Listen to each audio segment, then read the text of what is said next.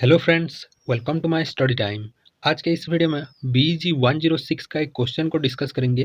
Question है, what is metaphysical poetry? Introduce John Donne as a metaphysical poet. तो BEG 106 exam में ये long question में पूछा जाता है और जून 2012 में पूछा गया था। तो चलिए आज के इस वीडियो में इस क्वेश्चन का जो राइटिंग पैटर्न होगा उसे डिस्कस करेंगे।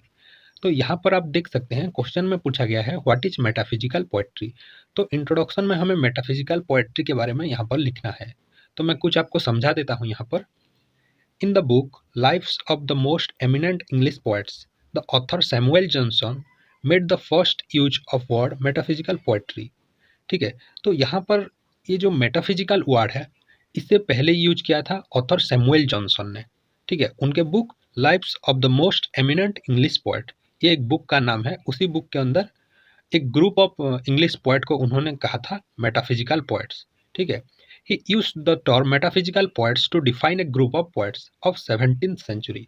ठीक है, 17th सेंचुरी के कुछ एमिनेंट पोएट थे, यानी कि बहुत ज्ञानी पोएट्स थे, तो उनको सैमुअल जॉनसन ने कहा था मेटाफिजिकल पोएट्स। ठीक है, 17th century in English literature witnessed the emergence of a host of religious poets. They were John Donne, George Herbert, Richard Crashaw, Andrew Marvell, Henry Vaughan, Thomas Traherne. तो ये जो कुछ poets थे ये 17th century के poets थे, और ये जो पोएट्स थे ये रिलीजियस पोएट्स थे और बहुत ही इंटेलेक्चुअल पोएट थे। तो सैमुअल जॉनसन ने इन सभी पोएट्स को मेटाफिजिकल पोएट्स के नाम पर नामित किया था, क्योंकि इनका जो पोएट्री होता था हाईली इंटेलेक्चुअल पोएट्री होता था। ठीक है, तो इन्हीं ग्रुप को कहा गया metaphysical poets. Metaphysical poetry, the term was coined bye John Dryden. ये जो मेटाफिजिकल वर्ड है इसे पहले यूज किया था सैमुअल जॉनसन ने अपने एक किताब के अंदर, लेकिन ये जो टर्म है इसे इन्वेंट किया था जॉन ड्राइडेन ने। तो ये जो मेटाफिजिकल वर्ड है इसका एक मीनिंग है। ठीक है, the word Meta means beyond and physical mean physical nature.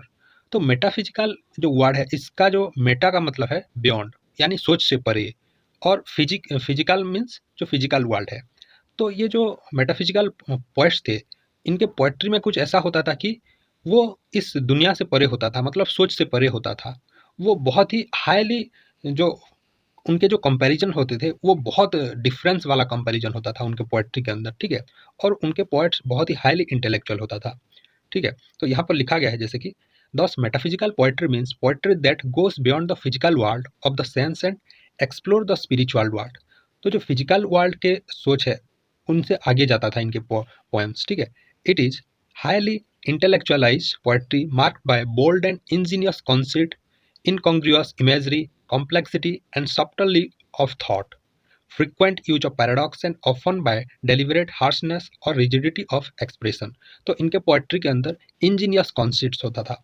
ठीक है, कॉन्सेप्ट का मतलब होता था जो दो चीज़ों में कंपैरिजन करना, लेकिन वो जो दो चीज़ है वो बहुत ही डिफरेंस वाला चीज़ होता था, उनके बीच कंपैरिजन करने को कॉन्सेप्ट कहते हैं।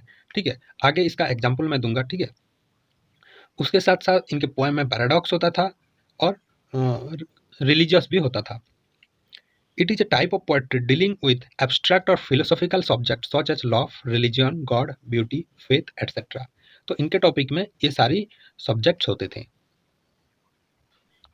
तो ये हो गया मेटाफिजिकल पोएट्री का इंट्रोडक्शन। ठीक है, इसके बाद हम स्टार्ट करेंगे जॉन डॉन कैसे मेटाफिजिकल पोएट्स हैं। उनके यहाँ पर बीजी 106 में उनके 3 पोएम्स हैं। ठीक है, the anniversary, the relic and the sun rising. इन 3 पोएम में क्या क्या मेटाफिजिकल कंटेंट है उसको हम डिस्कस करेंगे इस क्वेश्चन आंसर में, और उसके जरिए हम ये साबित करेंगे कि जॉन डॉन एक मेटाफिजिकल पोएट्स हैं। ठीक है, तो उससे पहले हम जॉन डॉन के बारे में कुछ लिख लेते हैं। John Donne was the founder of the metaphysical school of poetry.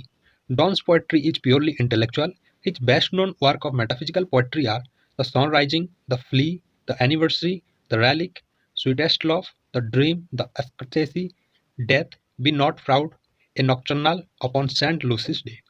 तो ये कुछ जॉन डॉन के कुछ फेमस वर्क हैं, और ये सभी के सभी मेटाफिजिकल पोएम्स के एग्जाम्पल हैं। ठीक है, उसके बाद यहाँ पर हम लिखेंगे जॉन डॉन के जो बैकग्राउंड है, फैमिली बैकग्राउंड कैसा था, उनका जन्म कैसे हुआ था, इन्हीं सब टॉपिक को यहाँ पर कवर करेंगे इसी पैराग्राफ में। और ये जो लिखा गया है ये आपके बुक में से लिया गया है, ठीक है। ये जो क्वेश्चन आंसर है ये मैंने खुद लिखा है, लेकिन कुछ ऐसे पोर्शन है जिससे मैंने बुक से लिया है, ठीक है। तो यहाँ पर ये उनका बैकग्राउंड हिस्ट्री हो गया। उसके बाद हम आएंगे characteristic of metaphysical poetry. First portion में हमने लिखा मेटाफिजिकल पोएम कैसे होता है, मेटाफिजिकल पोएट्री क्या होता है, लेकिन यहाँ पर कुछ नॉर्मल ऐसे कैरेक्टरिस्टिक को डिस्क्राइब करेंगे, जैसे कि जॉन डॉन के पोएम में होता है विट एंड कॉन्सीट। तो विट एंड कॉन्सीट क्या है इसके बारे में यहाँ पर लिखेंगे। Wit and conceit are two important features of metaphysical poetry. The conceit is a comparison between two unlike object और things. Conceit is a far-fetched comparison. Don's conceit are far-fetched and his imagery obscure. Now we are going to discuss one of Don's most charming and loved poem, The Sun Rising. तो जो कॉन्सीट होता था, विट यानी उनके जो पांडित्य है वो अब उनके पोएम में दिखाई देता था, ठीक है। और कॉन्सीट का मतलब दो हाईली फार फेस्ट ऑब्जेक्ट के बीच जो कंपैरिजन होता है उसे कहा गया है कॉन्सीट, ठीक है। इसी पैराग्राफ से हम ये शुरू करेंगे कि द सन राइजिंग पोएम में क्या क्या मेटाफिजिकल एलिमेंट है। तो यहाँ पर हमने द सन राइजिंग का जो थोड़ा सा एक्सप्लेनेशन यहाँ पर दे दिया है, उसके साथ साथ कैसे ये एक मेटाफिजिकल पोएम है उसका भी एग्जाम्पल आगे मिल जाएगा। उसके साथ साथ इस पैराग्राफ में हमने लिखा है रेलिक पोएम के बारे में, आगे हम लिखेंगे द एनिवर्सरी पोएम के बारे में, ठीक है। तो सबसे पहले हमने 3 प्रोसेस फॉलो किया।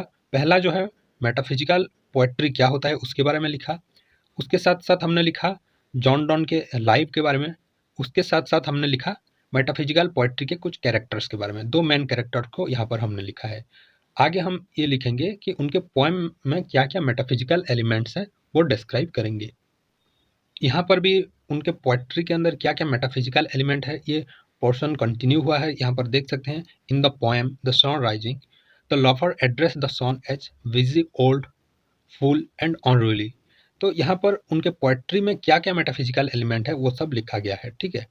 तो आगे हम जैसे कि यहाँ पर एक इम्पोर्टेंट पोएम है, hence this one way conversation of heart and mind between a living and celestial body. तो द सन राइजिंग पोएम में वो सूरज के साथ बात कर रहे होते हैं, द सन के साथ बात कर रहे हैं। तो ये एक वन वे कन्वर्सेशन है, क्योंकि सन जो है वो एक नॉन लिविंग ऑब्जेक्ट है, तो वो किसी के साथ बात नहीं कर सकता। तो यहाँ पर एक लिविंग ऑर्गेनिज्म और सेलेस्टियल बॉडी ऑब्जेक्ट के साथ बातचीत हो रहा है। तो यहाँ पर ये साबित होता है कि उनका जो पोएम है वो कितना इंटेलेक्चुअल है, ठीक है। तो ऐसे ही उनके जो पोएम्स हैं वहाँ पर बहुत सारे ऐसे ही मेटाफिजिकल एलिमेंट्स देखने को मिलता है, ठीक है।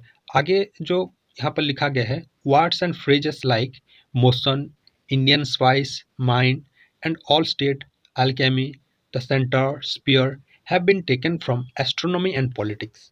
तो इनके पोएम में बहुत सारे वर्ड्स पाए जाते हैं जो कि एस्ट्रोनॉमी, पॉलिटिक्स से लिया जाता है। तो वो अपने अंदर का जो विट कैरेक्टरिस्टिक है वो भी उनके पोएम में देखने को मिलता है। साइंटिफिक वर्ड भी उनके पोएट्री के अंदर देखने को मिलता है। तो यहाँ पर साबित होता है कि जॉन डॉन एक मेटाफिजिकल पोएट्स हैं, ठीक है।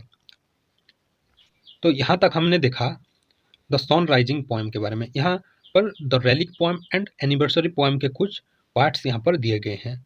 तो ये सब देखने के बाद हमें मालूम पड़ता है कि जॉन डॉन एक मेटाफिजिकल पोएट्स थे। तो आखिर में हमें कंक्लूजन लिखना पड़ेगा, Donne explored the complex relationship between God and man, lover and beloved, time and eternity. He used language in a complex manner. It can be said vividly that Donne was a metaphysical poet because he always blends intellect and wit with emotion, feelings, and conceit. Metaphysical qualities are found abundantly in his poetry, so we can say that John Donne's poetry is metaphysical not only in sense of being erudite and witty, but in proper sense of being reflective and philosophical. तो यहाँ तक हमने देखा कि John don के जितने भी poem है वो हाईली इंटेलेक्चुअल है, उनमें इमोशंस है, फीलिंग्स है, कंसीट है, और जो सब भी मेटाफिजिकल क्वालिटीज है वो उनके पोएम में पाई जाती हैं। तो हम ये साफ साफ कह सकते हैं कि जॉन डॉन जो है वो एक मेटाफिजिकल पोएट्स हैं।